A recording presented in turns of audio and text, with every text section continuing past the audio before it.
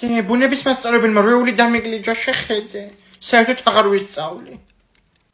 რა რვეული დაგიგლიჯო, მარიკო, არ გავგლიჯო ეხლა ეგ ქალი. ხო, შეცდომით გიწერია დავალება ხეებზე და ფუჩქებზეო. მერი რვეული დამდააგლიჯინა. შეიძლება რომ ნევროზი აქვს. დედა, ნევროს მივცე მე მაგას. რას ლაპარაკობ, კაცო, რა რვეულებს მიგლიჯო? ვერ გავიგე ბავშვი დაფრინავს ნოვატორში, აწყობს და აპროგრამებს რობოტებს. ჩემი რობოტიც რომ მქონდა ამას წინ წაღებული სკოლაში, მარტო მაქალს არ მოეწონა. დიდი არაფერიო, ასე თქვა. სულ გაგიჟდა ეს ხალხი რა. შეუნა წაიყვანო ხალხოიც ბავშვი ნოვატორში. მისამართი ხო გახსოვს, ნუსუბიცი 68. ეხლა დავრეკოთ.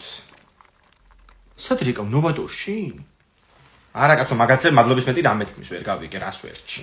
სადაც საჭიროა იქ ვრეკავ. ზემოთ. აი მე ამ შობლების ჩახში ხო არ წდება კიდე ეს მესიჯები რა. რა ხდება? აი მე გოგოებო, ჩვენი ბუნების მასწავლებელი გაუგდიათ თურმე სკოლიდან. ხადაობ ხო? ასე მგონია რომ დამთხოვა არ არის ეგ. დამაცადე. კი გოგოებო მართალია, მაგრამ ისე კი არ მიყვარდა ეგ ხალი ერთხელ ჩემი სალომე ისე ითრიათმებით რომ ბავშვი სახში რომ მოვიდა ტალავერი ქონდა თავზე. მე უბრალოდ იქ დავრეკე სადაც საჭირო იყო.